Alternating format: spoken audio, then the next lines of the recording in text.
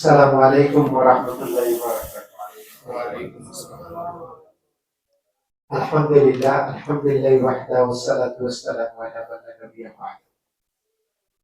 সমস্ত প্রশংসা সমস্ত তারিফ মহান আল্লাহ সুবহানাহু ওয়া তাআলা, যে আল্লাহ সুবহানাহু ওয়া তাআলা আমাদেরকে একটি দ্বীনি মজলিসে একত্রিত হওয়ার তৌফিক দান করলেন। সেই পরিবার দরবারে শুকরিয়া আদায় করি আলহামদুলিল্লাহ। সালাত এবং সালাম সর্বশেষ নবী চূড়ান্ত নবী মুহাম্মদ রাসূলুল্লাহ সাল্লাল্লাহু আলাইহি ওয়াসাল্লামের উপর আমাদের বর্ষিত হোক। সাহাবায়ে কেরাম, তাবেঈন, তাবেঈন, আইমায়ে মুজতাহিদিন সহ কিয়ামত পর্যন্ত যারা দ্বীনে হকের উপর সম্মানিত উপস্থিতি, আমাদের পরিচয় হচ্ছে আমরা মুসলিম, আর আমাদের দ্বীন হচ্ছে ইসলাম। দ্বীন মানে হচ্ছে জীবন ব্যবস্থা। জীবনের একজন মুসলিম, একজন মানুষ যখন ইসলামকে দ্বীন হিসাবে গ্রহণ করলো, তখন তার পরিচয় কি হলো? একজন ব্যক্তি, একজন মানুষ যখন দ্বীন হিসাবে ইসলামকে গ্রহণ করলো, কবুল করে নিল, তখন তার পরিচয় কি হলো? মুসলিম। মুসলিম, তার দ্বীন হচ্ছে ইসলাম। দ্বীন মানে হচ্ছে জীবন ব্যবস্থা। ইসলাম যখন কেউ গ্রহণ করে, তার ঘুম থেকে ওঠা নিয়ে ঘুমানো পর্যন্ত প্রত্যেকটা কাজ তার ইসলাম অনুযায়ী করা লাগে, ঠিক না? প্রত্যেকটা কাজ কি অনুযায়ী করতে হবে? ইসলাম অনুযায়ী করতে হবে। টয়লেটে মন মতো ঢোকা যাবে? মন মতো করা যাবে? করা যাবে না। ওইখানে গেলে কি আছে, কিভাবে ঢুকতে হবে, কিভাবে বসতে হবে, কোন মুখী হয়ে বসতে হবে, কিবলা মুখে বসা যাবে না, কিবলা থেকে পেছন দিয়েও বসা যাবে না। তারপরে ওইখানে পবিত্রতার বিষয় আছে। ওইখানে পানি থাকলে পানি দিয়ে পবিত্র করতে হবে, পানি না থাকলে মাটি বা এ ধরনের যেগুলো দিয়ে পবিত্রতা করা যায় সেগুলো দিয়ে পবিত্র করতে হবে। তাহলে ইসলাম আমাদেরকে টয়লেটে কিভাবে ঢুকতে হবে সেটা শেখায়। ইসলাম আমাদেরকে ঘুম শিখায় কিনা না। একজন কাফের সেও ঘুমায়, একজন নন মুসলিম সেও ঘুমায়, আর আমরাও ঘুমাই। একজন মুসলিম হিসাবে আমি যখন ঘুমাই, আমরা যখন ঘুমাই, আমাদের কিছু নিয়ম নীতি ফলো করা লাগে। আমাদেরকে পবিত্র হয়ে অজু করে ঘুমাইতে হয় বা ঘুমাইলে ভালো। তারপরে আমাদেরকে কি করতে হয়? কিছু দোয়া পড়তে হয়।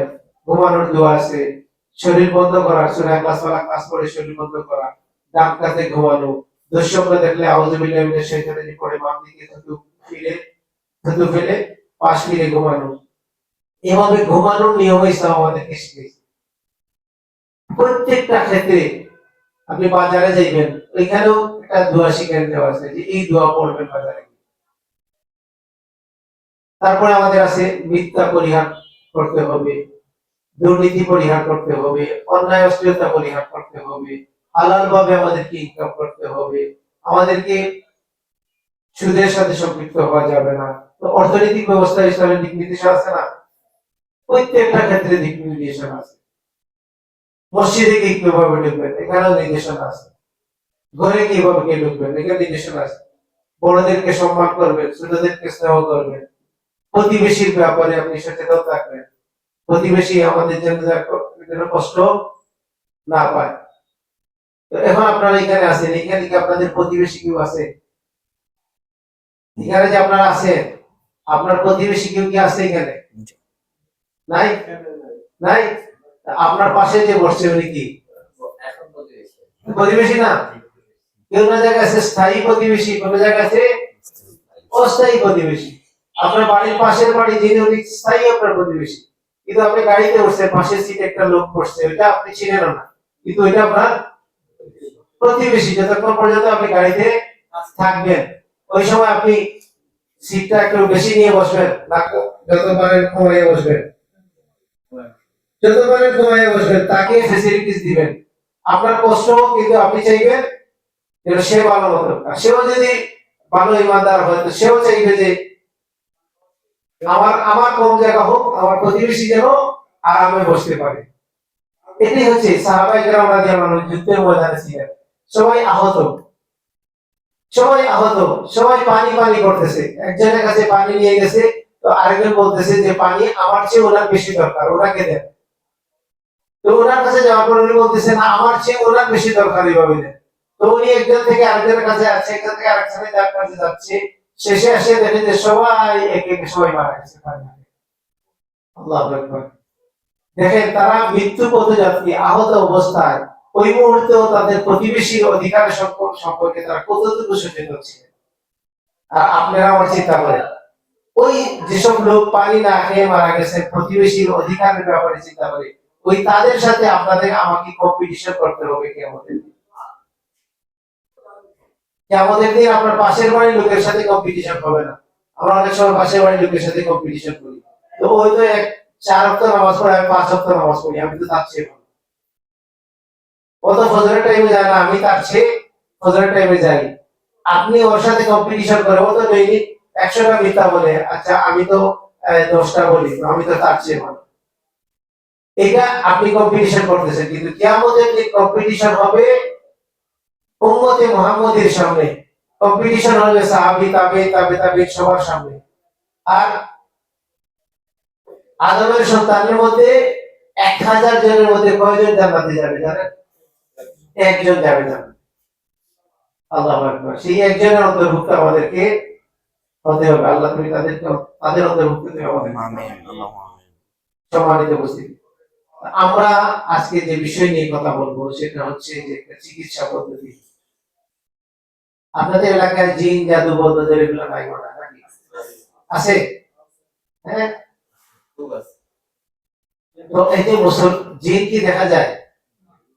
জিন অর্থই হচ্ছে যা দেখা যায় না, অদৃশ্য। দুনিয়াতে আমরা কাদেরকে দেখি না, জিনদেরকে দেখি না। কিয়ামতের দিন কি হবে জানেন? জিনটা আমাদেরকে দেখবে না। কিয়ামতে আখিরাতে জিনটা আমাদেরকে দেখবে না, এটা বদলা হয়ে যাবে। সুবহানাল্লাহ। জিন মানে হচ্ছে অদৃশ্য, যাকে দেখা যায়। আল্লাহ সুবহানাহু ওয়া তাআলা কোরআনুল কারীমে জিনের কথা বলছেন, আমরা দেখছি না, এটা বিশ্বাসই কথা, কিন্তু যেহেতু আল্লাহ বলছেন এজন্য আমরা বিশ্বাস করি। আল্লাহ বলছেন ওয়া মা খালাকুল জিন্না ওয়াল ইনসা ইল্লা লিয়াবুদুন, আমি মানব জাতিকে এবং জিন জাতিকে সৃষ্টি করছি আমার ইবাদতের জন্য। এবং রাসূল সাল্লাল্লাহু আলাইহি ওয়াসাল্লাম আমাদেরকে বলছেন যে পৃথিবীতে আল্লাহ সুবহানাহু ওয়া তাআলা জিনদেরকে আগে সৃষ্টি করেছিলেন, তারা পৃথিবীতে বসবাস করত, তারা অনেক ফিতনা ফাসাদ করত। তারপরে আল্লাহ সুবহানাহু ওয়া তাআলা তার আরেকটা সৃষ্টি, মানব সৃষ্টি সম্পর্কে ফেরেশতাদের সাথে কথা বললেন। ফেরেশতারা তারা নিরুৎসাহিত করলো, তারা নেগেটিভ একটা পরামর্শ দিল যে তাদের সৃষ্টি করে কোনো লাভ নাই, এই দেখেন একটাই যে ঝামেলা করতেছে, আমরা ওদের ব্যাপারে মানে নেগেটিভ কথা বললো যে ওরা তো ডিস্টার্ব ফিতনা ফাসাদ করতেছে, তার সৃষ্টি করা দরকার নেই। আল্লাহ বললেন আমি যেটা জানি তোমরা সেটা জানো না। তারপরে আল্লাহ আদমকে সৃষ্টি করলেন, আদমকে সৃষ্টি করলে সব জ্ঞান তাকে দিলেন। এখনকার যা পৃথিবীতে কিয়ামত পর্যন্ত যা আসবে সবকিছু আল্লাহ তাকে শিখাইলেন, আদমকে শিখাইলেন। শিখাইয়া তারপরে ফেরেশতাদের সামনে নিয়ে আসলেন, তাদেরকে বললেন যে উসজুদু লি আদম, আদমকে সিজদা করো। সবাই সিজদা করলো, কিন্তু ওই ফেরেশতাদের সাথে মানে মালাইকাদের সাথে ছিল ওইখানে ইবলিসও ছিল। সবাই করলো, কিন্তু সে ফাসাজাদু ইল্লা ইবলিস, ইবলিস ছাড়া বাকি সবাই সিজদা করলো। তো এই ইবলিসকে আল্লাহ সুবহানাহু ওয়া তাআলা কি করলেন? ইবলিসকে তাকে ওইখান থেকে অভিশপ্ত বানাইলেন, রাজিম বানাইলেন। আউযু বিল্লাহি মিনাশ শাইতানির রাজিম। রাজিম মানে হচ্ছে অভিশপ্ত, বিতাড়িত, বিতাড়িত অভিশপ্ত শয়তান থেকে আমরা আল্লাহর কাছে আশ্রয় প্রার্থনা করি। তো এই শয়তান হচ্ছে কানা মিনাল জিন। কোরআন বলতেছে সে হচ্ছে জিন সম্প্রদায় ভুক্ত। আর জিনটা কিসের তৈরি? আগুনের তৈরি। আর ফেরেশতারা, আর মুহাম্মদ সাল্লাল্লাহু আলাইহি সাল্লাম মাটি।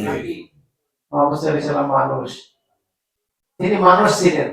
মুহাম্মদ সাল্লাল্লাহু আলাইহি সাল্লামের পিতার নাম কি? আব্দুল্লাহ। মায়ের নাম? তার মেয়ের নাম? ফাতেমা কুলসুম রুকিয়া। তার রাসূল সাল্লাল্লাহু আলাইহি সাল্লামের মাও ছিলেন, বাবাও ছিলেন, মেয়েও ছিলেন, ছেলেও ছিলেন। তিনি মারা যান নাই? মারা গেছেন। ওনার কবর কোন জায়গায়? তো মারাও গেছে, কবরও আছে। তো আমাদের এক শ্রেণীর লোকেরা বলে রাসূল সাল্লাল্লাহু আলাইহি ওয়াসাল্লাম কি জীবিত আছে, তো জীবিত লোকের আবার কবর হয় না, ফেরেশতা কি জীবিত রাসূলকে নিয়ে কবর দিয়ে দিছে? এই সাহাবীরা, তিনি মারা গেছেন, কবর বলে রাসূল মারা গেছেন না, আবার বলে রাসূলের কবরে গিয়ে সালাম পৌঁছে গেল। কন্ট্রাডিক্ট করে না? আকল বুদ্ধি আল্লাহ সুবহানাহু ওয়া তাআলা দিবেন না? তো জীবিত মানুষের কবর হয় না রাসূল সাল্লাল্লাহু আলাইহি ওয়াসাল্লাম? হ্যাঁ, রাসূল সাল্লাল্লাহু আলাইহি ওয়াসাল্লাম সহ সব মানুষ যারা মারা গেছে সবাই বারজাকি জীবনে জীবিত আছে। কোন জীবনে জীবিত? বারজাকি জীবনে জীবিত। এটা দুনিয়ার জীবনের মতো নয়। ওইখানে নবী রাসূলরা সম্মানিত অবস্থায় জীবিত আছেন। আবু জেহেলও জীবিত আছে, সম্মানিত অবস্থায় না অসম্মানিত অবস্থায়? অসম্মানিত অবস্থায়। কাফেররা জীবিত আছে, ওরা কি থাকবে? সিজ্জিনে থাকবে। আর ইমানদাররা ইল্লিনে থাকবে। সম্মানিত অবস্থায় থাকবে আর ওরা অপমানিত অবস্থায় জীবিত থাকবে। আল্লাহ আমাদেরকে বোঝার তৌফিক দান করুন। আমরা ইসলাম সম্পর্কে কোনো কথা বলতে হলে এটা বলতে হবে কোরআন থেকে অথবা রাসূল সাল্লাল্লাহু আলাইহি ওয়াসাল্লামের হাদিস থেকে। কারণ ইসলাম সম্পর্কে কোনো কথা বানাইয়া বলার কোনো সুযোগ নাই। আল্লাহ আমাদেরকে বোঝার তৌফিক দান করুন। তো আমরা যে কথা বলতেছিলাম জিন জাতি সম্পর্কে, তো জিন জাতি আগুনের তৈরি এবং তারা আমরা তাদেরকে দেখতে পারি না, কিন্তু তারা আছে, তাদের সন্তান আছে, তাদেরকে বিজনেস আছে, তাদের বাড়িঘর আছে, তাদের বিমান, এই বাস গাড়ি সবকিছু তাদের আছে। দুনিয়াতে আমাদের যেরকম সবকিছু আছে তাদেরকেও সবকিছু আছে, কিন্তু এটা আমরা দেখি না। এবং জিনেরা আমাদের দুনিয়া থেকে একটু দূরে থাকে, তারা তাদের দুনিয়া আনসিন ওয়ার্ল্ড, তাদের দুনিয়া আলাদা, আমাদের দুনিয়া আলাদা। কিন্তু কিছু দুষ্ট জিন আছে, এগুলো আসে কি করে আমাদের এখানে এসে ইন্টারফেয়ার করে। মিস্টার ইবলিশের কিছু সাঙ্গপাঙ্গরা আছে, ওরা সে কি করে আমাদের এখানে ডিস্টার্ব করে। রাসূল সাল্লাল্লাহু আলাইহি ওয়াসাল্লাম বলছেন যে শয়তানের, ইবলিশের সিংহাসনটা হচ্ছে পানির উপরে। তো ওইখানে গিয়ে তার ওইখানে সবাইকে রিপোর্ট করে, তার সাঙ্গপাঙ্গরা যে কি কি করছে, দুষ্কর্ম করছে, এটা বলে।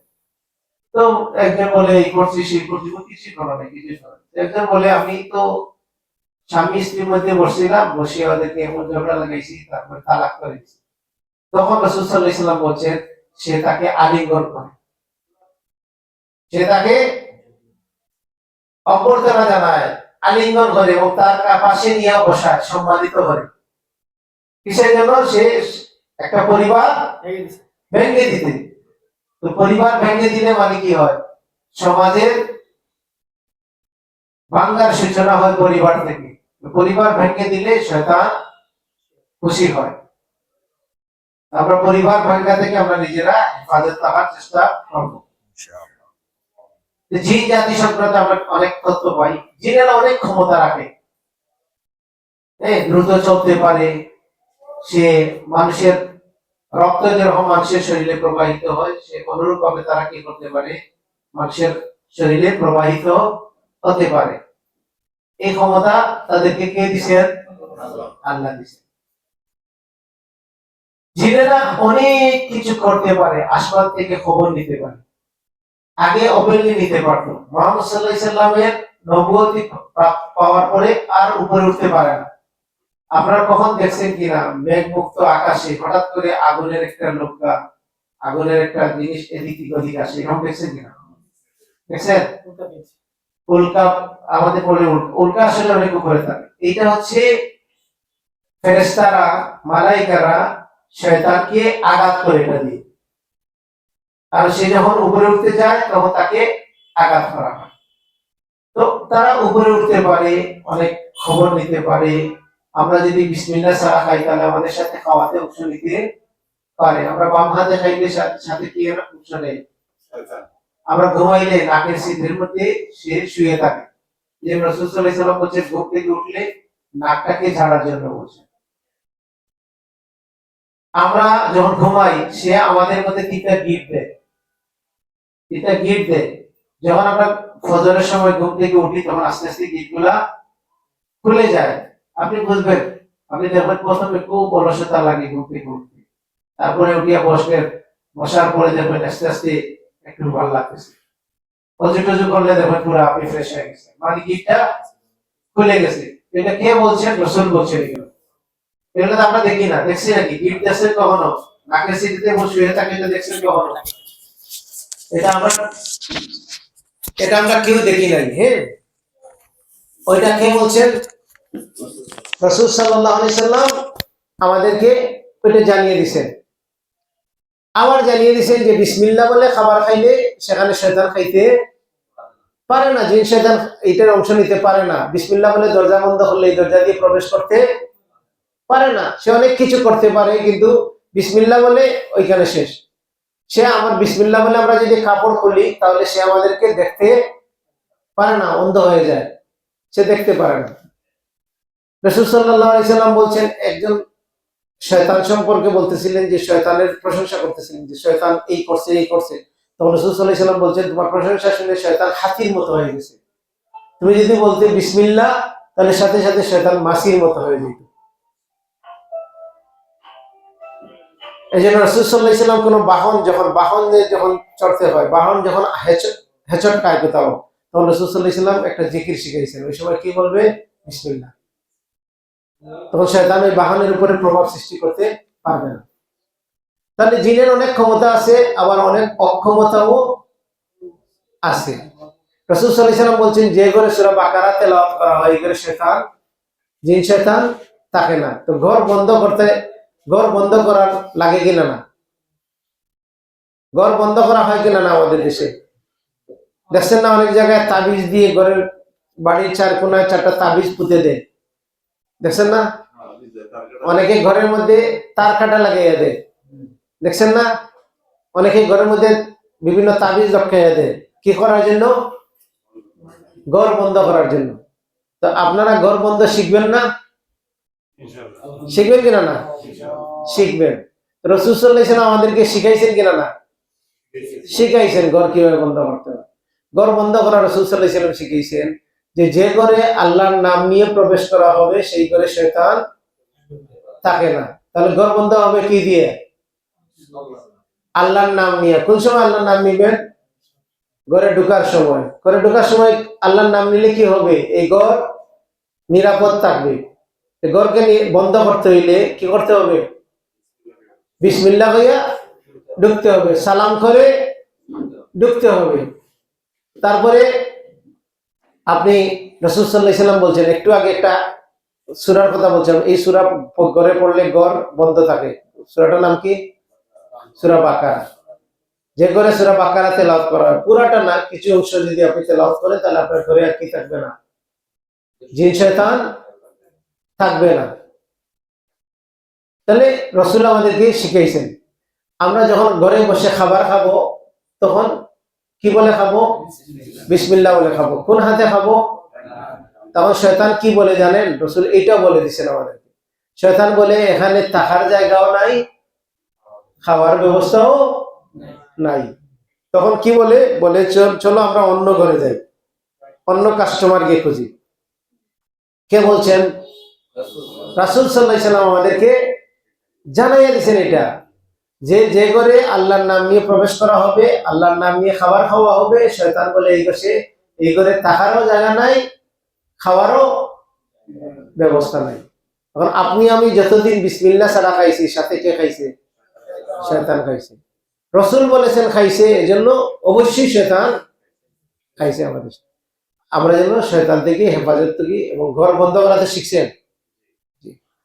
তো জিন শয়তান সম্পর্কে এই কথা। তারপরে আরেকটা হচ্ছে জাদু। জাদু দুই ভাবে হয়, মন্ত্র দিয়ে জাদু হয়, আবার জিন দিয়েও জাদু করা হয়। জাদুঘররা জিনকেও ব্যবহার করে।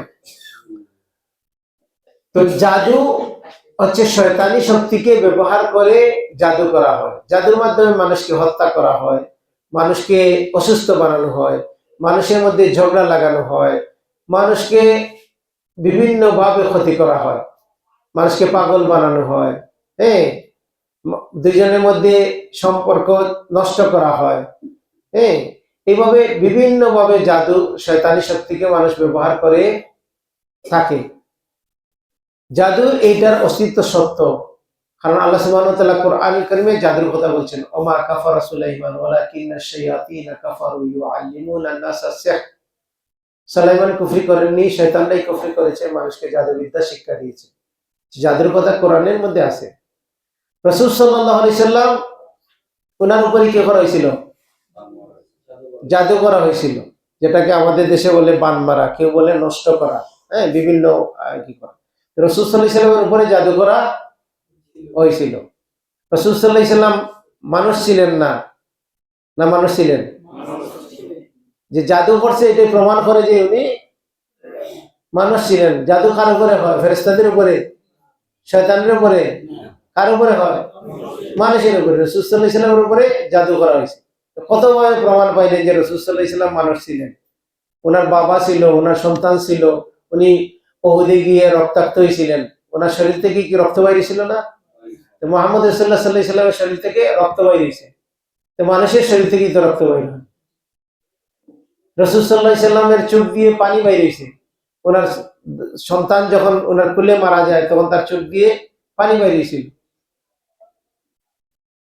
রাসূল সাল্লাল্লাহু আলাইহি সাল্লাম যে মানুষ ছিলেন এটা প্রমাণ। যাই হোক, আমরা যেটা বলতেছিলাম যে জাদুর কথা, তো জাদু আছে কোরআনেও বোঝা যায়, রাসূল সাল্লাল্লাহু আলাইহি সাল্লামের জীবনী থেকেও প্রমাণ পাওয়া যায়। একজন ইহুদি মহিলা রাসূল সাল্লাল্লাহু আলাইহি সাল্লামের উপরে কি করছিল? জাদু করছিল। তারপরে বদনজর, বদনজরের কথা হাদিসের মধ্যে পাওয়া যায়, কোরআনেও পাওয়া যায়।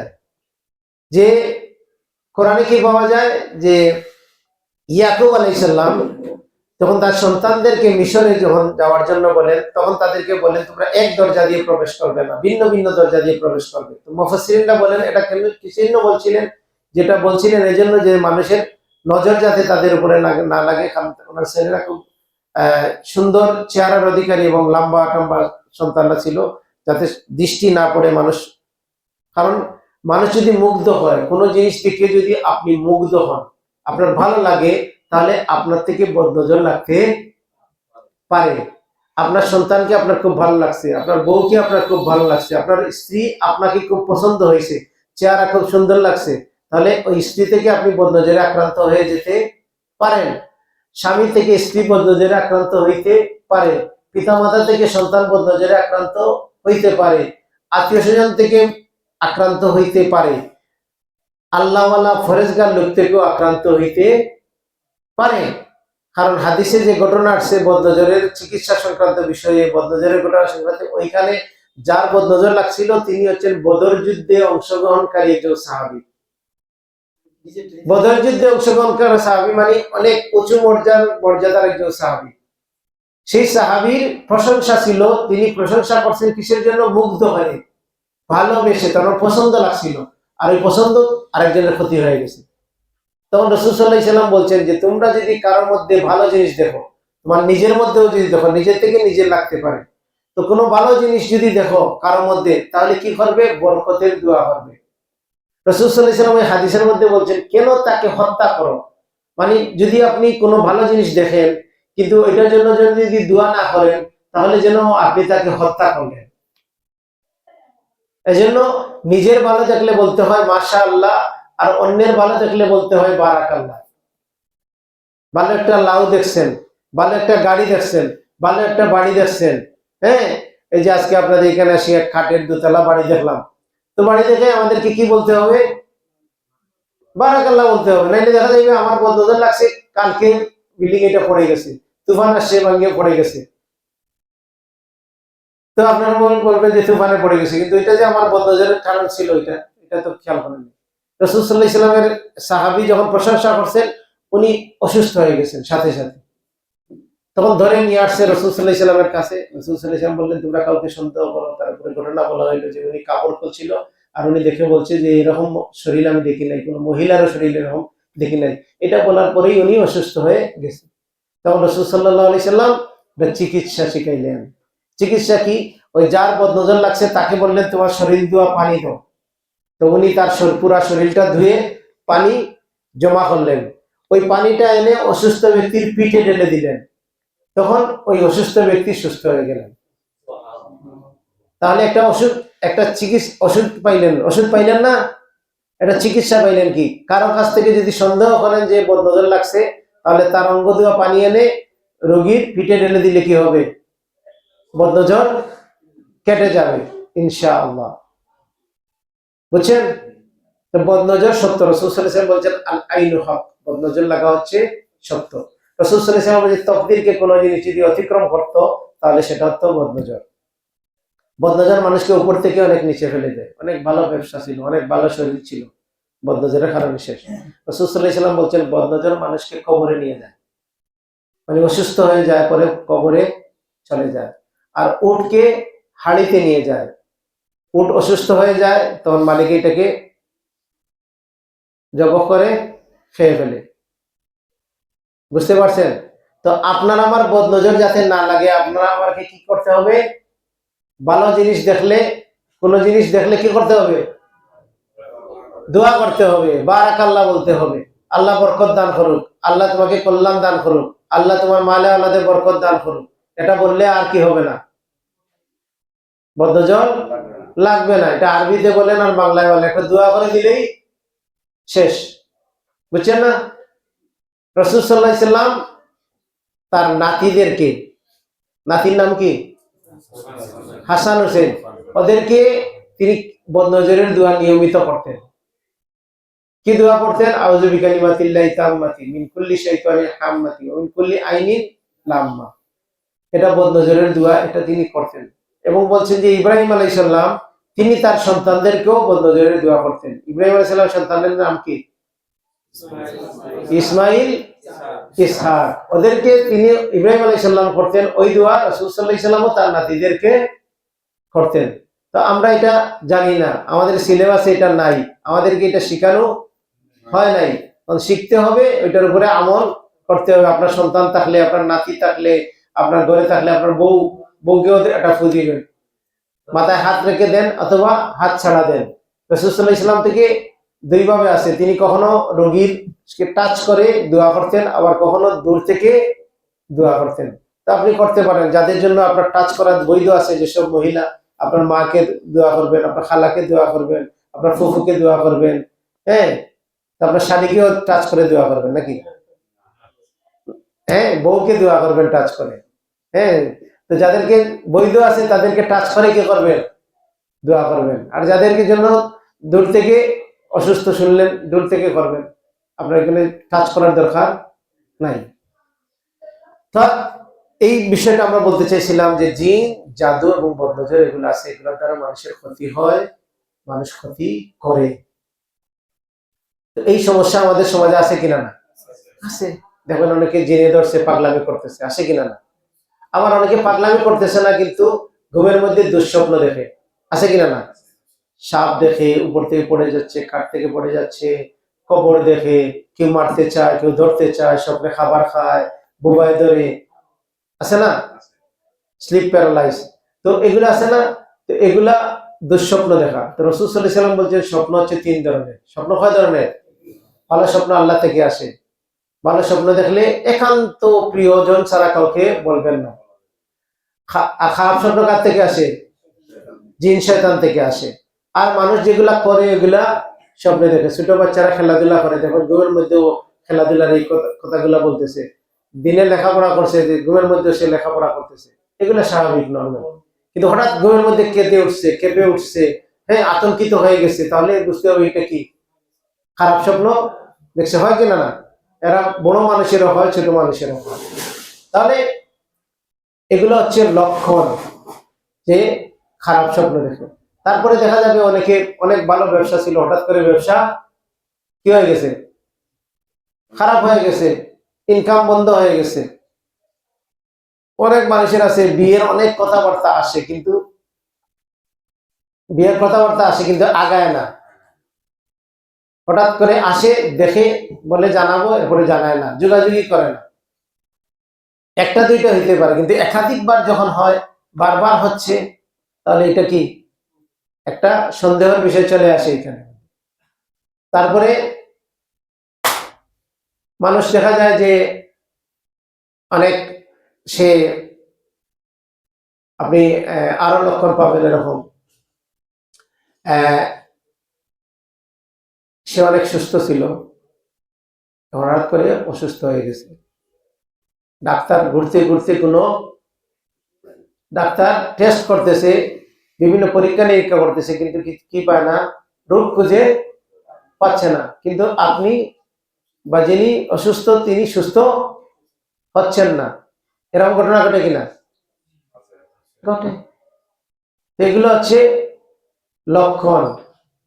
আমরা ডাইরেক্ট জিনে ধরছে কিনা না, জিনে ধরলে তো যেগুলা সিমটম আসে, যেগুলা প্রকাশ্য হয়তো হয়, সেগুলো দেখা যায়। কিন্তু অনেক সময় আছে জিনে ডিস্টার্ব করতেছে, কিন্তু কি করা যায় না, ধরা যায় না। জাদুগ্রস্ত আছে কিন্তু ধরা যায় না, বদনজরে আক্রান্ত ধরা যায় না। এগুলো হচ্ছে গায়েবের বিষয়, এগুলো অদৃশ্যের বিষয়। রাসূল সাল্লাল্লাহু আলাইহি সাল্লামকে ওহীর মাধ্যমে জানিয়ে দেওয়া হয়েছে উনি জাদুগ্রস্ত হয়েছেন, ওই মহিলা জাদু করছে। আজকে কি কেউ বলতে পারবে এরকম? আমাদের দেশে অনেকেই জাদুঘর, জাদুঘর আছে যারা জাদুর চিকিৎসা করে।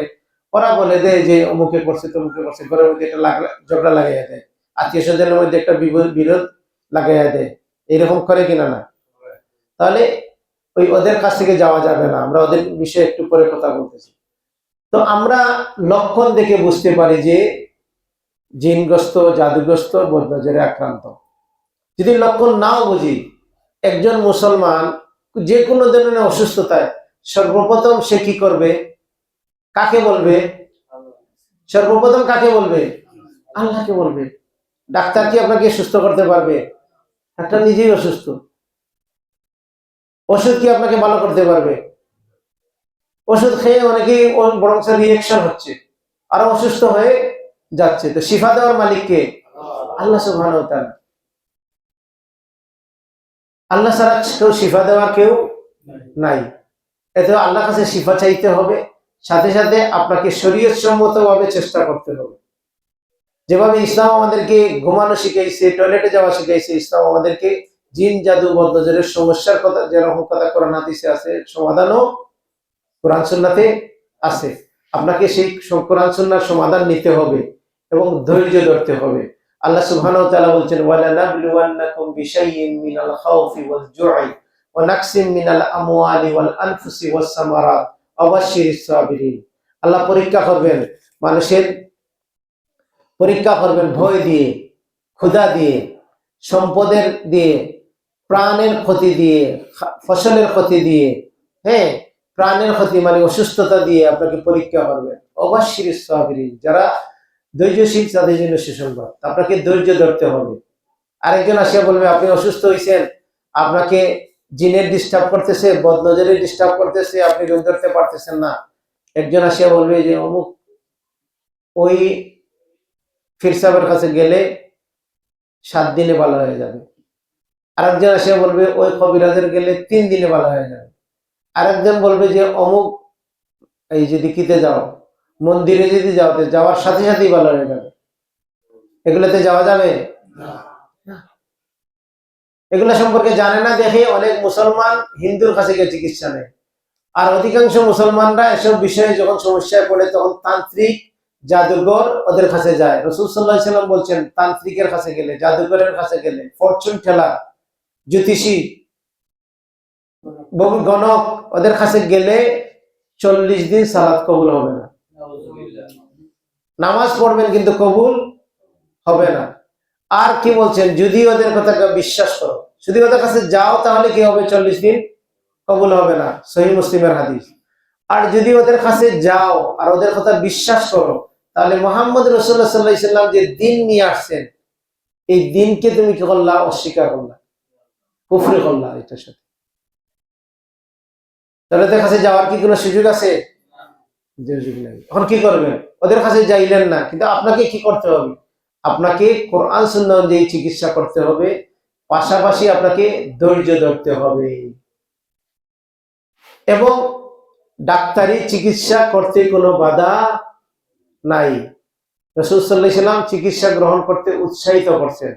রাসূল সাল্লাল্লাহু আলাইহি সাল্লাম বলছেন, আল্লাহ সুবহানাহু ওয়া তাআলা এমন কোন রোগ পাঠান নাই যেটার চিকিৎসা দেন নাই। তাহলে কি বোঝা গেল? সব রোগের চিকিৎসা আছে কিনা? না, আছে। ডাক্তাররা যে বলে ডায়াবেটিসের চিকিৎসা নাই, অমুকটা চিকিৎসা নাই, অমুকটা ভালো হবে না, ডাক্তারের কথা যদি আপনি বিশ্বাস করেন তাহলে আপনি একটা খপ্পরে পড়ে গেলেন। কারণ রাসূল সাল্লাল্লাহু আলাইহি সাল্লাম বলছেন, বান্দা আল্লাহ সম্পর্কে যেরকম ধারণা রাখবে আল্লাহ তার সাথে সেরকম আচরণ করবেন। তো আপনি ধারণা রাখলেন যে আল্লাহ এটা ভালো করবেন না, আপনি আল্লাহ সম্পর্কে ভালো ধারণা রাখলেন না খারাপ ধারণা রাখলেন? খারাপ ধারণা রাখলেন, তো আল্লাহ কি আপনাকে ভালো করবে? করবে না। এই জন্য আল্লাহ সম্পর্কে আমাদেরকে কি ধারণা রাখতে হবে? ভালো ধারণা রাখতে হবে, সুধারণা রাখতে হবে যে আল্লাহ অবশ্যই এটাকে ভালো করবেন। আর যদি ভালো নাও হয় তাহলে আল্লাহ সুবহানাহু ওয়া তাআলা এটার মাধ্যমে আমাকে কি করবেন? আখিরাতে আমার গুনাহ মাফ করে দেবেন। কারণ কি বলছেন রাসূল সাল্লাল্লাহু আলাইহি সাল্লাম বলছেন, একটা সূচের আঘাত, সূচকে কি বলেন আপনারা? সুই, আমাদের সিলেটি ভাষায় বলে সুই। তো সুই যদি আঘাত দেয় তাহলে এই আঘাতেও ইমানদারের কি হয়? গুনাহ মাফ হয়। সুবহানাল্লাহ। আপনি এদিকে যাচ্ছেন, চেয়ারের মধ্যে একটা ধাক্কা খাইছেন, আপনার গুনাহ মাফ হয়েছে। এটা হচ্ছে ইমানের ফজিলত। আল্লাহ সুবহানাহু ওয়া তাআলা আর রহমান আর রহিম। আল্লাহ হচ্ছেন মার্সিফুল, আল্লাহ দয়ালু। এটা হচ্ছে জেনারেল দয়া আর এটা স্পেশাল দয়া। আল্লাহ হচ্ছে জেনারেল মার্সিফুল আর স্পেশাল মার্সিফুল। জেনারেল মার্সিফুল সবার জন্য। আল্লাহ মুসলিম নন মুসলিম সবার প্রতি দয়া করেন কি দয়া করেন না? সূর্য সবার জন্য দিছেন না, বাতাস সবার জন্য দিছেন না, আল্লাহ সবার জন্য দিছেন না, রিজিক সবার জন্য দিছেন না। আল্লাহ এটা সবার জন্য জেনারেল মার্সিফুল। আর রহমান আর রহিম হচ্ছে স্পেশাল মার্সিফুল। এটা হচ্ছে আল্লাহর স্পেশাল দয়া। এটা কাদের জন্য? ইমানদারদের জন্য। এটা সবার জন্য না, এটা কাদের জন্য? ইমানদারদের জন্য। আল্লাহ হেদায়েত সবাইকে দেন নাকি? আল্লাহ পছন্দের লোকদেরকে, আল্লাহ যাদেরকে ভালোবাসেন তাদেরকে হেদায়েত দেন। আল্লাহ যাদেরকে ভালোবাসেন তাদেরকে জান্নাত দেবেন। আল্লাহ যাদেরকে ভালোবাসেন তাদেরকে ক্ষমা করবেন। আর এই ক্ষমা, আল্লাহর দয়া, আল্লাহর জান্নাত, আল্লাহর হেদায়েত কারা পাবে?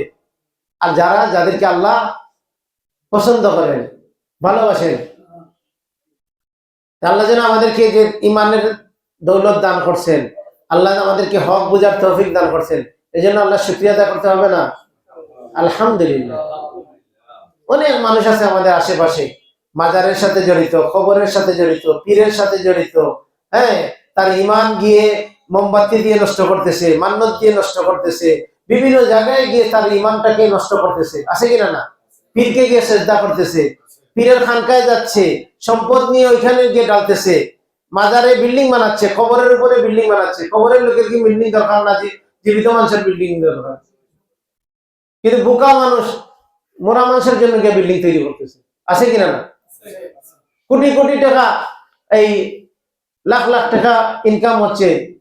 ওই যে আপনারা যান ঢাকায় গেলে গোলাপ শাহ মাজার, আপনাদের এখানে গেলেই তো ওইটার সাথে সাক্ষাৎ হয়। ওইখানে যে লক্ষ লক্ষ টাকা ইনকাম হচ্ছে, ওগুলো কি গোলাপ শাহ খায়?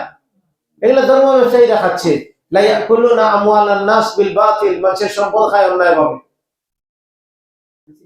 তো এই যে ভ্রান্ত জিনিস থেকে আল্লাহ যে আমাদেরকে রহম করলেন, হেদায়েত দান করলেন, আল্লাহর শুকরিয়া আদায় করতে হবে না? আলহামদুলিল্লাহ। সাহাবায়ে কেরাম রাদিয়াল্লাহু আনহুম আজমাইন, তারা আল্লাহর শুকরিয়া আদায় করতে গিয়ে মনে করতেন যে আল্লাহর এনাফ শুকরিয়া আদায় করা হচ্ছে না। যে আল্লাহ যে আমাদেরকে হেদায়েত দিলেন, আমরা যে জাহেলিয়াতের সাথে জড়িত ছিলাম, শিরকি কুফরির সাথে জড়িত ছিলাম, এটা থেকে আল্লাহ যে আমাদেরকে ঈমানের মতো দৌলত দান করলেন, আল্লাহর এনাফ শুকরিয়া আদায় করা হচ্ছে না। আল্লাহ যেভাবে আল্লাহ বলছেন সালাত আদায় করা, ওইভাবে সালাত আদায় করতে পারতেছি না। যেভাবে জিকির করা আদায় করতে, ওইভাবে আদায় করতে পারতেছি না। আল্লাহর ইবাদত যে ইবাদতের জন্য আমাদেরকে সৃষ্টি করতেছেন, যথাযথভাবে এইভাবে ইবাদত করতে পারতেছি না, ওইটা মনে করতেন তারা। আর আপনি আমি মনে করি যে আমরা তো অনেক কিছু হয়ে গেছি। আল্লাহ আমাদেরকে হেফাজত করুন, বুঝার তৌফিক দান করুন। সম্মানিত উপস্থিতি, আল্লাহ নিজেই বলছেন, ওয়ানুনাজ্জিলু মিনাল কুরআনি মা হুয়া শিফাউন ওয়া রাহমাতুল লিল মুমিনিন। এই কোরআন হচ্ছে আরোগ্য দানকারী। আমি কোরআন নাজিল করেছি যা মুমিনদের জন্য শিফা এবং রহমত। এই কোরআন হচ্ছে শিফা। তো আমাদেরকে কোরআনের সাথে কানেক্ট করতে হবে। কোরআন কালামুল্লাহ, কার কালাম? আল্লাহর কালাম। এই কোরআনের একটা প্রথম যে সূরা, এই সূরার নাম হচ্ছে সূরাতুশ শিফা। সূরা ফাতিহা। রাসূল সাল্লাল্লাহু আলাইহি ওয়াসাল্লাম জাদুগ্রস্ত হয়েছেন কোন বড় বড় দুইটা সূরা দিয়ে না ছোট দুইটা সূরা দিয়ে ওনাকে চিকিৎসা করা হয়েছিল? ছোট দুইটা সূরা, কোরআন কারীমের পরে শেষ দুইটা সূরা। সহজ না কঠিন? সহজ। তা আল্লাহ সুবহানাহু ওয়া তাআলা এই দিনকে কঠিন করছেন না সহজ করছেন? সহজ করছেন। আমরা অনেক সময় কঠিন করে ফেলি। কেন? যে আমরা সাধারণ লোকেদেরকে বলা হয় যে আপনার তো কোরআন পড়া শুদ্ধ না, তাহলে আপনি কোরআন পড়ে কি লাভ? তো অনেক মানুষ আছে কোরআন একটু একটু কষ্ট করে পড়তো, এরপরে এটা শোনার পরে কি হয়েছে? পড়া ছাড়িয়ে দিছে। অথচ রাসূল সাল্লাল্লাহু আলাইহি সাল্লাম এর বিপরীত কথা বলছেন। রাসূল বলছেন যে যারা সুন্দর করে পড়ে, স্পিডে পড়ে, শুদ্ধ করে পড়ে, তারতিলের সাথে পড়ে, তাদের হচ্ছে একটা সওয়াব। আর যারা ধাক্কায় ধাক্কায় পড়ে, কষ্ট করে পড়ে, তাদের ডাবল সওয়াব। রাসূল বলছেন সাল্লাল্লাহু আলাইহি সাল্লাম যে ফকির মিসকিনকে দান করলে একটা সওয়াব, আর গরিব আত্মীয় স্বজনকে দান করলে, মাদ্রাসায় দান করলে একটা সওয়াব, বড় হুজুরকে দান করলে একটা সওয়াব, আর গরিব আত্মীয় স্বজনকে দান করলে দুইটা সওয়াব। কিন্তু এটা আমরা বলি না আপনাদেরকে, কারণ বললে আমাদের ইনকাম কমে যাবে। বুঝছেন? আল্লাহ আমাদেরকে বুঝার তৌফিক দান করুন। তো কোরআন হচ্ছে শিফা। এই যে আমরা দুশ্চিন্তায় থাকবো, আমরা পেরেশানির মধ্যে থাকবো, তখন আমাদেরকে কোরআনের কাছে ফিরে যেতে হবে, আল্লাহর কালামের কাছে যেতে হবে, আল্লাহর সাথে আমার সম্পর্ক করতে হবে। একটু আগে হাফেজ জুবায়ের সাহেব বলতেছিলেন যে আল্লাহর সাথে সম্পর্ক তৈরি করা, আল্লাহর সাথে সম্পর্ক তৈরি করার মাধ্যমে আমরা কি করতে পারবো? এগুলা থেকে বের হয়ে আসতে পারবো। রাসূল সাল্লাল্লাহু আলাইহি ওয়াসাল্লাম আল্লাহর সাথে সম্পর্ক করার অনেকগুলা তরিকা আমাদেরকে শিখাইছেন। কোরআন হলে আল্লাহর জিকির, কোরআন তেলাওয়াত করলে কার সাথে সম্পর্ক হয়? আল্লাহর সাথে সম্পর্ক হয়। তারপরে রাসূল সাল্লাল্লাহু আলাইহি ওয়াসাল্লাম আরো শিখাইছেন, সকাল এবং সন্ধ্যায় কিছু দোয়া শিখাইছেন, কিছু জিকির শিখাইছেন, যেটাকে বলা হয় আজকার সাবা ওয়াল মাসা, সকাল এবং সন্ধ্যার কিছু দোয়া। এই দোয়াগুলা পড়লে, এই জিকিরগুলা আদায় করলে কি হয়? আল্লাহর সাথে সম্পর্ক কি হয়? গভীর হয়, নেটওয়ার্কিং মজবুত হয়, এবং বিপদ আপদ থেকে হেফাজত হওয়া যায়। Preventive system. আমরা টিকা দিই না? টিকা রোগ হওয়ার পরে দেয় না আগে দেয়? কেন দেয়? যাতে রোগ না হয়। ইসলাম আমাদেরকে কিছু টিকা শিখিয়ে দিছে। যে টিকাটা হচ্ছে কি, যে সকালে যদি আপনি এই দোয়াগুলা পড়েন তাহলে একটা টিকা হবে। আপনি এই টিকার ডেট কতক্ষণ থাকবে? সন্ধ্যা পর্যন্ত। সন্ধ্যার সময় যদি আবার দোয়া পড়েন তাহলে আপনি এই টিকা আবার টিকার মধ্যে ঢুকলেন, এবং এই টিকা থাকবে কতক্ষণ পর্যন্ত? সকাল পর্যন্ত। রাসূল সাল্লাল্লাহু আলাইহি ওয়াসাল্লাম এগুলা শিখাইলেন। রাসূল সাল্লাল্লাহু আলাইহি ওয়াসাল্লাম 5 ওয়াক্ত সালাত শেষে, প্রত্যেক ফরজ সালাতের শেষে কিছু দোয়া শিখাইলেন, যে এই দোয়াগুলা করলে কি হবে? তুমি নিরাপদ থাকবে। রাসূল সাল্লাল্লাহু আলাইহি ওয়াসাল্লাম আবার আমাদেরকে শিখাইলেন ঘুমানো যাওয়ার সময়, ওই সময় ওযু করে ঘুমানো, দোয়া পড়ে ঘুমানো, শরীর বন্ধ করে ঘুমানো, সূরা বাকারার শেষ 2 আয়াত পড়ে ঘুমানো। এগুলা যদি আমরা পড়ি, সূরা ইখলাস, ফালাক, নাস, এগুলা পড়ে শরীর বন্ধ করা, তারপর সূরা কাফিরুন পড়া, এগুলা যদি আমরা পড়ি তাহলে কি হবে? আমরা নিরাপদ থাকবো, শয়তান আমাদের কাছে আসতে পারবে না।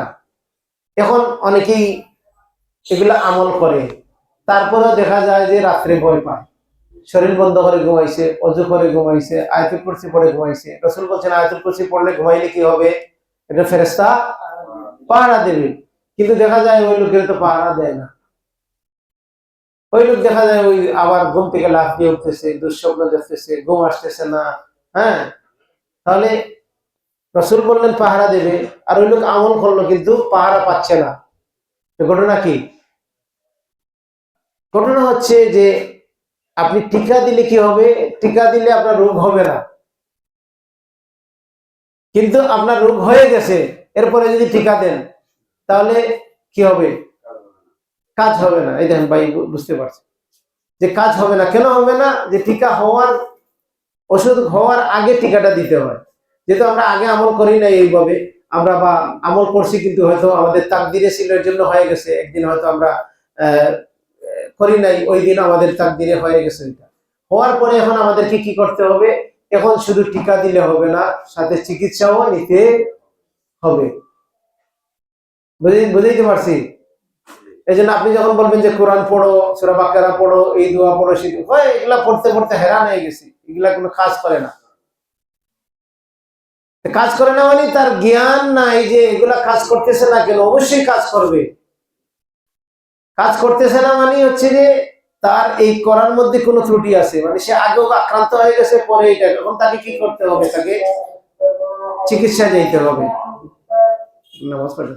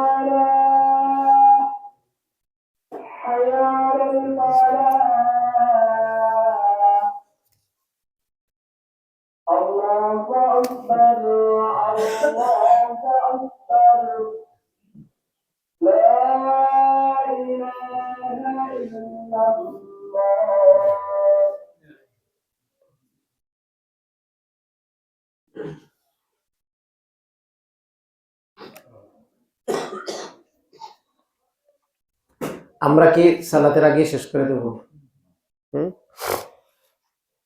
তো এগুলো হচ্ছে অনেক বিস্তারিত আলোচনার বিষয়। তো আমরা সরাসরি এখন চলে যাই যে যদি কেউ আক্রান্ত হয়ে যায়, অসুস্থ হয়ে যায়, তাকে তো এগুলো ব্যবস্থা নিতে হবে যাতে না হয়। কিন্তু একজন আক্রান্ত হয়ে গেছে, সে তো এখন সুস্থ হচ্ছে না, তখন তাকে কি করতে হবে? তাকে কোরআন পড়তে হবে, সূরা বাকারা। প্রতিদিন আমরা বলি যে আধা ঘন্টা, কমপক্ষে আধা ঘন্টা সূরা বাকারা পড়তে হবে। সে যদি কোরআন পড়তে পারে না, তার আত্মীয় স্বজন আশেপাশে যারা আছে তারা তাকে কোরআন পড়ে শোনাবে।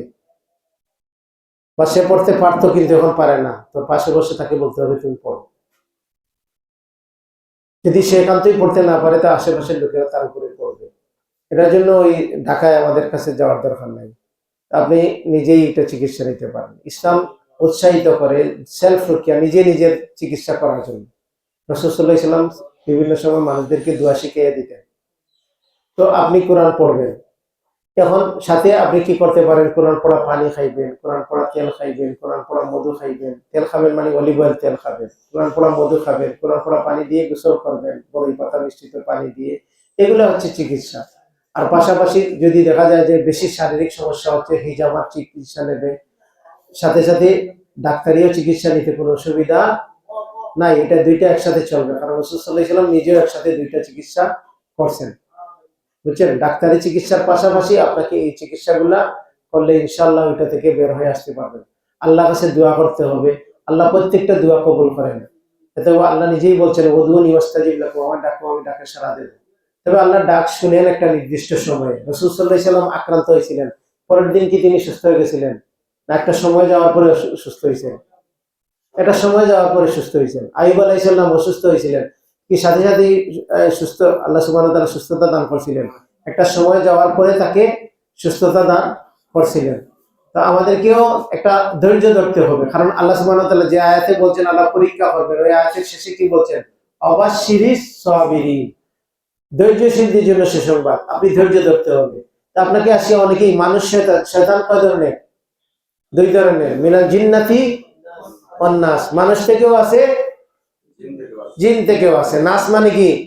নাস নাকি ওই যে একটা বন্ড একটা বলছে নাস মানে হচ্ছে মানুষ।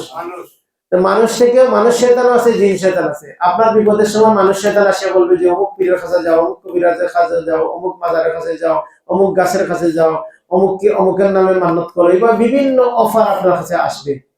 মানুষ শয়তান গুলা নিয়ে আসবে, জিন শয়তান আসি আপনার ভিতরে ওয়াসওয়াসা দিতে থাকবে। তো আপনাকে কি করতে হবে? ধৈর্য ধারণ করতে হবে, আল্লাহর উপরে তাওয়াক্কুল করতে হবে, কোরআন সুন্নাহ দিয়ে চিকিৎসা করতে হবে, আল্লাহর কাছে দোয়া করতে হবে, 2 টাকা 5 টাকা দান করবেন, আর আপনি রুকিয়া করবেন, প্রয়োজনে হিজামা করাবেন, ডাক্তারের চিকিৎসা নেবেন, ইনশাআল্লাহ তাআলা আল্লাহ সুবহানাহু ওয়া তাআলা শিফা দান করবেন। শিফা দান করবেন কে? আল্লাহ। আল্লাহ ছাড়া কেউ শিফা দান করতে পারে? আপনাকে সবর করতেই হবে। মুহাম্মদ সাল্লাল্লাহু আলাইহি সাল্লামকে সবর করতে হয়েছে। আল্লাহ নবী রাসূলদেরকে পরীক্ষা করছেন, আপনাকে আমাকে পরীক্ষা করবেন না? আগুন দিয়ে পরীক্ষা করছেন কোন নবীকে? পানির ভিতরে মাছের পেটে নিয়ে পরীক্ষা করছেন কোন নবীকে? ইউনূস আলাইহিস সালামকে। গুহার ভিতরে আশ্রয় নিয়ে পরীক্ষা করতে হয়েছে কোন নবীকে? মুহাম্মদ সাল্লাল্লাহু আলাইহি সাল্লামকে। হিজরতের সময় পরীক্ষা হয়েছে না? তাহলে মুহাম্মদ সাল্লাল্লাহু আলাইহি সাল্লামের 3টা ছেলে সন্তান মারা গেছে, এগুলো দিয়ে পরীক্ষা করা হয়েছে না? মুহাম্মদ সাল্লাল্লাহু আলাইহি সাল্লামের স্ত্রীর উপরে অপবাদ আসছে, পরীক্ষা করা হয়েছে না? মুহাম্মদ সাল্লাল্লাহু আলাইহি সাল্লাম জাদুগ্রস্ত হয়েছেন, পরীক্ষা করা হয়েছে না? মুহাম্মদ সাল্লাল্লাহু আলাইহি সাল্লাম সালাতরত অবস্থায় একটা জিন এসে ওনাকে আগুন দিয়ে ওনার উপরে আক্রমণ করছে, পরীক্ষা করা হয়েছে না? তাহলে আপনি আমি কি পরীক্ষার বাইরে আছি? পরীক্ষার বাইরে কেউ নাই, সবারকে পরীক্ষা। এখন কাউকে সম্পদ দিয়ে পরীক্ষা করা হচ্ছে, কাউকে সম্পদ না দিয়ে পরীক্ষা হচ্ছে, কাউকে সুস্থতা দিয়ে পরীক্ষা করা হচ্ছে, কাউকে অসুস্থতা দিয়ে পরীক্ষা হচ্ছে। অনেক শক্তিশালী। কাউকে মানুষকে মানুষই মনে করে না, এরকম লোক আছে না? সন্ত্রাসী টেরর আছে না, ওরা মানুষকে মানুষই মনে করে না। তাহলে কাউকে শক্তি দিয়া পরীক্ষা করেন, কাউকে দুর্বল বানাইয়া পরীক্ষা করেন, কাউকে সম্পদ দিয়া পরীক্ষা করেন, বিভিন্ন ভাবে পরীক্ষা করতেছে। এই জন্য আমাদেরকে এই পরীক্ষাগুলো ধৈর্য ধারণ করতে হবে, সুন্নাহ অনুযায়ী চিকিৎসা নিতে হবে। ইসলামের সমাধান আছে, আপনার ইসলামের বাইরে যাওয়ার কোনো দরকার নাই। আমরা ইসলামের ভিতরে তাকে চেষ্টা করব। সাথে সাথে সাথে এমন কোন চিকিৎসা গ্রহণ করা যাবে না যেটা কি করে ইসলামকে নষ্ট করে দেয়। যেমন জিনের মাধ্যমে যারা চিকিৎসা করে, এগুলা ভুয়া। তারা জিন বোতলে ঢুকায়, জিনকে মেরে ফেলে, জিনকে মুসলমান বানায়, জিনকে কি করে হত্যা করে। এইভাবে চিকিৎসা আমাদের সমাজে ব্যাপকভাবে প্রচলন আছে। মানুষ এগুলা জিনকে হাজির করাইয়া জিন দিয়া কথাবার্তা বলায়, তো মানুষ এগুলা দিকে মনে করে যে না দেখছো যে ও জিন হাজির করতে পারে, জিন দিয়া লাফালাফি করায়। তারপরে কোরআন ছাড়া বিভিন্ন মন্ত্র পাঠ করিয়া কি করে, তারপরে তাবিজ ব্যবহার করা শিরক। রাসূল সাল্লাল্লাহু আলাইহি ওয়াসাল্লাম বলেন ইন্না রুকা ওয়া তামাইমা তিওয়ালা শিরক। তামিমা, যেটাকে আমাদের দেশে তাবিজ বলা হয়, এটা হাদিসের ভাষায় হলো গিয়া তামিমা। আমরা দেশে খোদা যেটাকে বলা হয়, এটা কোরআন হাদিসের ভাষায় নাম কি? আল্লাহ। আল্লাহ আমাদের দেশে কি হয়েছে? নামাজ সালাত আমাদের দেশে কি হয়েছে? সিয়াম আমাদের দেশে। এইভাবে অনেক জিনিস চেঞ্জ হয়ে গেছে আরব থেকে আসতে গিয়া। তো আরবের যেটা তামিমা ছিল আমাদের দেশে, এটা হলো তাবিজ, এটা শিরক। তারপরে গলায় এই লটকানো সেই লটকানো, এগুলা এগুলা এগুলা যাবে না। হ্যাঁ, তারপরে অনেকে বলে যে আমি জিন দেখে ফেলি, জিন দিয়ে জিন চিকিৎসা দেয়। নাভি খুলে আছে না আপনাদের এখানে? নাভি খুলে, হ্যাঁ, এগুলো বন্যামি। নাভি দিয়ে কিছু কিছু বাইরে হইব, আর আপনি সুস্থ থাকবেন। দাঁত থেকে পোকা বের করে না? ডাক্তাররা কোনোদিন পোকা বের করতে পারছে? এত মেশিন টিশিন লাগে, দাঁত থেকে পোকা বের করে না। কিন্তু কিছু লোক আছে দেখুন দাঁত থেকে পোকা বের করে দেয়, নাভি থেকে এই জিনিস সেই জিনিস বের করে দিয়ে দেয়। আর মানুষ এগুলা করে, এগুলা হচ্ছে মানে আপনাকে ভেলকিবাজি করে। এগুলার কাছে যাওয়া যাবে না। আমাদের চিকিৎসা হচ্ছে সূরা ফাতিহা, আমাদের চিকিৎসা হচ্ছে সূরাতুল বাকারা, আমাদের চিকিৎসা হচ্ছে সূরা ইখলাস, ফালাক, নাস, আমাদের চিকিৎসা হচ্ছে আজিবিল বাস। রাসূল যেগুলো দোয়া শিখাইছেন, আজিবিল বাস, রব্বান নাস। তারপরে একটু আগে দোয়া করলাম, আউযু বিকালিমাতিল্লাহি তাম্মাতি মিন কুল্লি শাইতানির হাম্মাতি ওয়া মিন কুল্লি আইনিল লাম্মা বিসমিল্লাহিল আরকিক মিন কুল্লি শাইইন ইউজিক। এইভাবে রাসূল সাল্লাল্লাহু আলাইহি ওয়াসাল্লাম দোয়া, বিভিন্ন দোয়া শিখাইছেন। হাদিসের মধ্যে এই দোয়াগুলো পাওয়া যায়। এই দোয়া দিয়ে মাধ্যমে চিকিৎসা করতে হবে। আমাদের বড়ই পাতা দিয়ে একটা গোসল আছে, 7টা বড়ই পাতা নিবেন, সূরা ইখলাস, ফালাক, নাস এগুলা 7 বার করে পানিতে পড়ে ওই পানি দিয়ে রোগীকে গোসল করাবেন, 1 গ্লাস রোগীকে খাওয়াইয়ে দিবেন, ইনশাআল্লাহ জাদু নষ্ট হয়ে যাবে। 7 বার? জি 7 বার। 7 বার কি 3 বার পড়তে হইব? না না, এক একটা 7 বার করে পড়বেন। 21 বার পড়লে অসুবিধা নাই, বেশি পড়লে কোনো অসুবিধা নাই। তবে আলেমরা 7 বারের কথা বলছেন, আমরা বললাম আপনাদেরকে। হ্যাঁ, সালফে সালিহিন থেকে এটা প্রমাণ আছে। আল্লাহর উপরে তাওয়াক্কুল করতে হবে। আর মধু, তেল, এগুলোর ফজিলতের কথা, মধুর মধ্যে শিফা আছে। অলিভের তেল খাওয়াবো, মাখন রাসূল সাল্লাল্লাহু আলাইহি ওয়াসাল্লাম বলছেন। কালো জিরার কথা বলছেন। তারপরে রাসূল সাল্লাল্লাহু আলাইহি সাল্লামের হাদিস থেকে পাওয়া যায় সোনা পাতা, সোনামুখী পাতা, নাম শুনছেন আপনারা? সোনামুখী পাতা, এটা খাইলে কি হয়? পেট ক্লিয়ার হয়, হ্যাঁ, পেট পরিষ্কার হয়। তো সোনামুখী পাতা এটা ব্যবহার করবেন, জেনে এটার পরিমাণ জেনে আপনারা ব্যবহার করবেন। তো সকাল সন্ধ্যার জিকির, তারপরে ঘুমানোর আগে জিকির, সালাত শেষে জিকির, এগুলা আমরা করব। তারপরে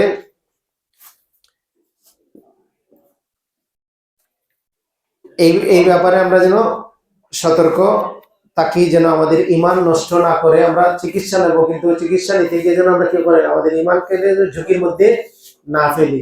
আল্লাহ সুবহানাহু ওয়া তাআলা আমাদেরকে তৌফিক দান করুন। আল্লাহ সুবহানাহু ওয়া তাআলা আমাদের এই আশা ভরসাকে কবুল করুন।